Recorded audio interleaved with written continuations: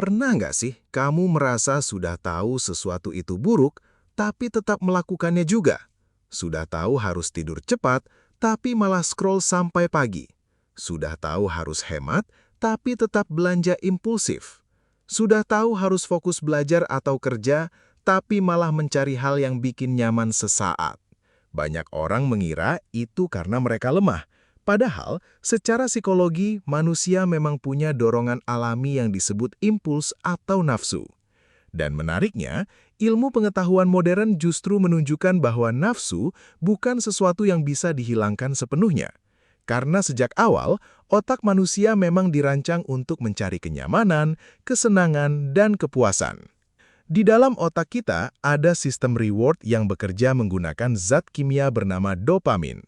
Setiap kali kita melakukan sesuatu yang terasa menyenangkan, otak memberi hadiah berupa rasa nyaman. Masalahnya, otak tidak terlalu peduli apakah sesuatu itu baik untuk masa depan atau tidak. Yang penting, terasa enak sekarang. Itulah kenapa makanan manis terasa sulit ditolak. Itulah kenapa notifikasi HP terasa menarik. Dan itulah kenapa manusia sering kalah melawan keinginan sesaat. Secara evolusi, itu sebenarnya membantu manusia bertahan hidup. Ribuan tahun lalu, manusia yang cepat mencari makanan, kenyamanan, dan keamanan punya peluang hidup lebih besar. Jadi dorongan itu tertanam sangat dalam di otak kita. Artinya, masalahnya bukan karena kita punya nafsu. Masalah muncul ketika nafsu mulai mengendalikan hidup kita.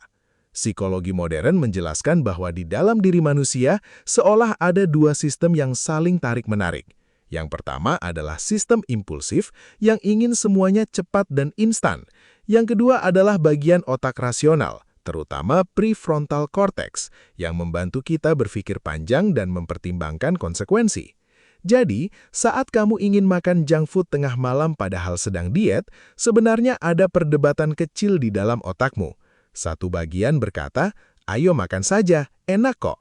Dan bagian lain berkata, besok kamu bakal menyesal. Menariknya, pengendalian diri bukan berarti tidak punya keinginan. Orang yang disiplin juga tetap punya godaan. Bedanya, mereka belajar mengelola respons terhadap godaan itu.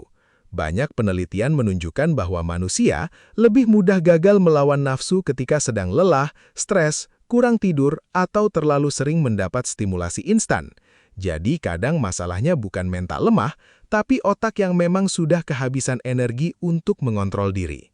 Karena itu, cara mengendalikan nafsu bukan hanya mengandalkan niat kuat. Psikologi justru menyarankan hal-hal yang lebih realistis. Misalnya mengubah lingkungan.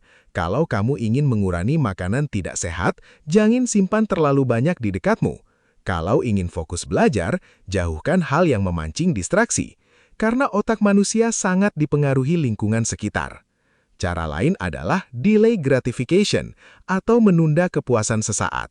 Bukan melarang diri sepenuhnya, tapi memberi jarak sebelum menuruti impuls. Kadang hanya dengan menunggu beberapa menit saja, dorongan itu sudah jauh berkurang. Ada juga teknik mindfulness, yaitu belajar menyadari keinginan tanpa langsung menuruti keinginan itu. Jadi saat dorongan muncul, kamu tidak langsung bereaksi otomatis. Kamu sadar, lalu memilih. Dan mungkin inilah bagian paling pentingnya. Tujuan hidup manusia bukan menjadi tanpa nafsu. Karena tanpa keinginan, manusia juga kehilangan motivasi, mimpi, bahkan semangat hidup. Yang berbahaya bukan nafsunya, tapi ketika manusia kehilangan kendali atas dirinya sendiri. Karena pada akhirnya, kebebasan sejati bukan tentang melakukan semua yang kita inginkan, melainkan kemampuan untuk tidak diperbudak oleh keinginan itu.